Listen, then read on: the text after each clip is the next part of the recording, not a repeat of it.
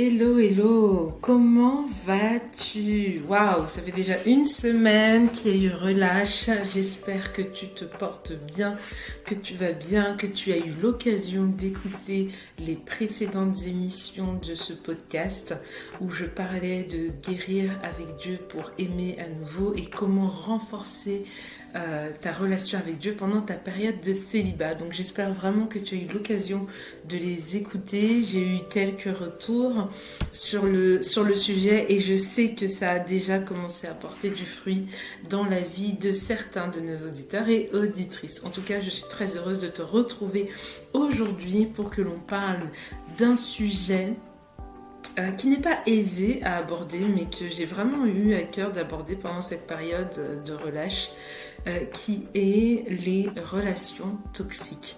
On n'en parle pas aisément parce que justement, en tant que croyant, en tant que chrétien, on se dit que non, les relations toxiques, ça n'existe pas, alors que ça existe. C'est possible d'être chrétien, d'être chrétienne et d'être, ou même d'avoir été dans une relation toxique.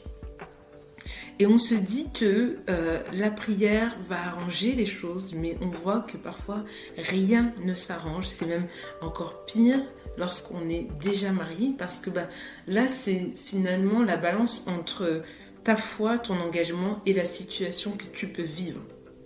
Mais aujourd'hui, j'aimerais me focaliser sur les personnes qui sont célibataires. Si vous sortez d'une relation toxique, j'aimerais qu'on parle de ce sujet. Ou si vous êtes célibataire, pas encore marié, et que vous êtes dans une relation toxique, on en parle, ça vous concerne. Et peut-être que si vous êtes marié, ça peut aussi vous aider sur certains points, mais c'est vraiment pour les personnes qui ne sont pas mariées.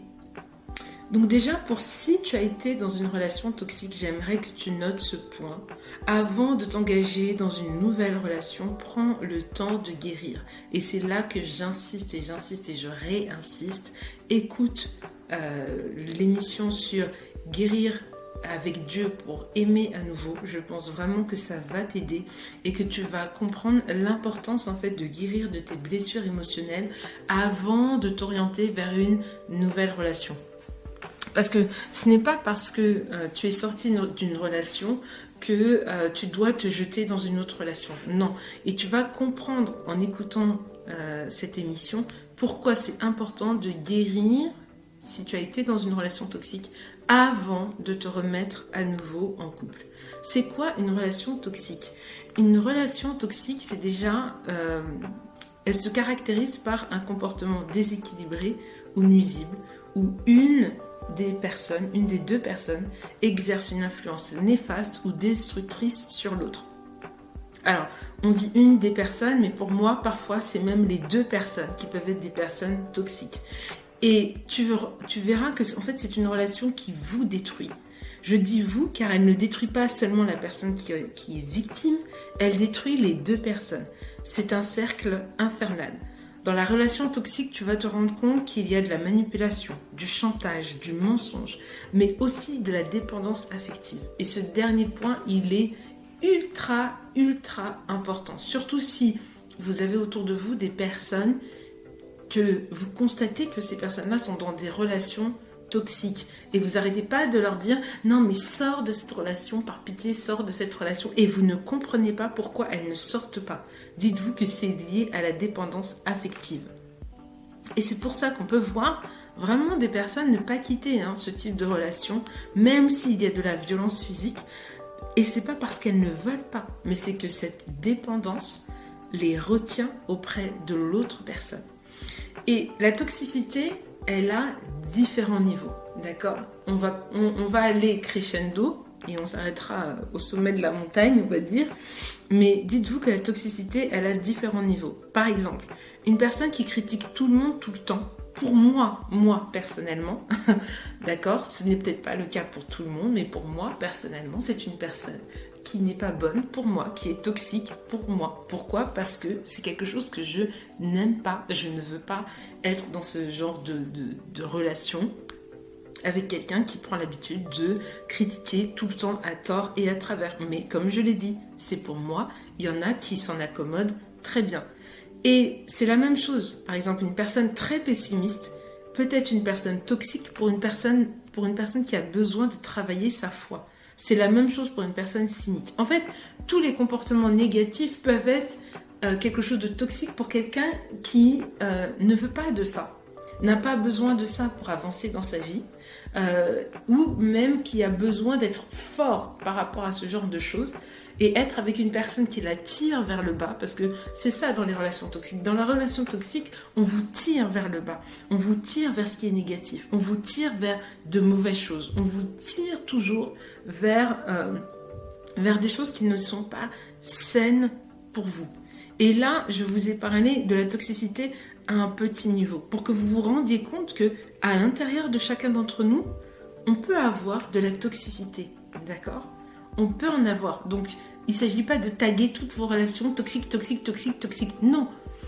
Chacun à son petit niveau peut manifester de la toxicité. Mais le but, c'est d'aller vers finalement des relations saines et des relations épanouissantes. Et comment avoir des relations saines et des relations épanouissantes ? C'est déjà nous, en prenant le temps de guérir de ce qui nous rend toxiques. Et là, on arrive à l'exemple extrême de la personne toxique qui va vouloir votre exclusivité à l'extrême.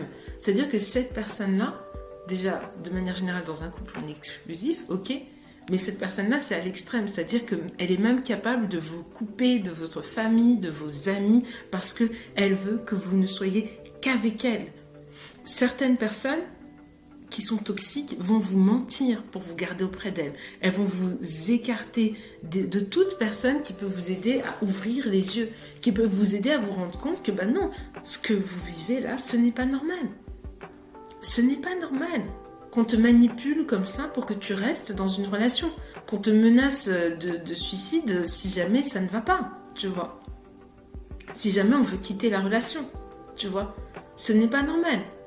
Mais ça, si vous avez autour de vous des personnes qui essayent de vous ouvrir les yeux en vous disant « Non mais attends, ta relation là, il y a quelque chose qui ne va pas. Pourquoi il a besoin de te mentir ? Pourquoi elle a besoin de te mentir sur des choses pareilles, sur des choses simples, sur parfois des choses même essentielles de la relation ?» Vous voyez ? Pourquoi cette personne elle a besoin de te menacer pour que tu restes avec elle ? Pourquoi cette personne elle a besoin de poser des actes pour t'obliger finalement à faire des choses que tu n'as pas envie de faire, que tu ne veux pas faire. Qu'en temps normal, si tu te posais, tu ne ferais pas ça. Vous voyez ? Et la toxicité, c'est ça. C'est que cette personne-là, dans sa manière de faire, elle vous tire vers le bas. Elle vous emmène vers des choses qui ne vous font pas du bien. Elle ne vous demande jamais pardon. Et elle se fait régulièrement passer pour une victime. Si je fais ça, c'est parce que toi, tu as fait ceci. Ne me mets pas en colère, sinon tu vas voir ce que je vais te faire. Vous voyez ? Toutes ces émotions négatives, tous les mauvais actes qu'elle va poser, c'est toujours à cause de vous. Donc, que vous fassiez bien, que vous fassiez mal, c'est toujours le même résultat. Vous voyez, vous aurez toujours tort. Et cette personne-là, elle se relationne par un rapport de force, de domination physique, émotionnelle, de violence, d'agressivité, voire de passivité agressive. Et elle peut vous faire mal. Hein. Il n'y a aucun problème pour qu'elle vous fasse mal. Il n'y a aucun problème pour qu'elle vous mente. Il n'y a aucun problème pour qu'elle soit agressive avec vous, qu'elle soit violente, qu'elle vous fasse passer pour la personne qui n'a rien compris et qu'elle comprend tout, justement. Mais vous n'avez pas intérêt à faire un écart. Parce que si vous faites un écart, c'est l'estocade. Et constamment, cette personne fera en sorte d'inverser la situation. Que vous fassiez bien ou mal, vous aurez toujours tort.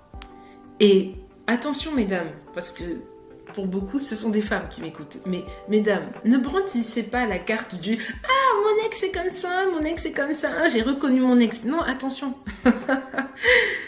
Être une personne toxique, c'est pas une question de genre. Ce n'est pas une question de genre. Il y a aussi des femmes toxiques. D'accord ? Il y a aussi des femmes toxiques. Donc ce n'est pas une affaire de femmes, ce n'est pas une affaire d'hommes. C'est une affaire de personnes. Il y a aussi des femmes comme des hommes toxiques. Et plus une personne a été brisée dans sa personnalité, plus son âme est en souffrance, plus elle sera toxique. Donc, si c'est un homme, plus il a été brisé dans sa personnalité, plus son âme sera en souffrance et plus il sera toxique. Je le dis différemment. Plus une femme a eu une vie compliquée, difficile, sans passer par la case guérison, plus elle sera toxique. Si une femme a eu l'habitude de voir autour d'elle, par exemple, des hommes qui trompent, en commençant peut-être son père a trompé sa mère. Donc elle s'est mise en couple et malheureusement, elle est aussi passée par là. Tac, tac, tac, vous êtes le troisième qu'elle rencontre. Et vous dites, non, mais ta jalousie est juste excessive. Excessive, oui. Et la jalousie, là, ça devient du toxique. Elle regarde votre téléphone, pique des crises de nerfs parce que votre collègue femme vous a appelé à 19h pour vous dire que demain elle ne viendra pas, et ainsi de suite, ainsi de suite. Non, mais ça sera toxique. Et vous essayerez toujours de la rassurer. Non, mais ne t'inquiète pas. Non, mais ne t'inquiète pas. Non, ne t'inquiète pas. Oui, il y a un temps pour tout. Oui, monsieur, il faut rassurer. Mais madame, si vous êtes jalouse et que c'est à l'excès, parce que toutes les femmes sont jalouses, d'accord?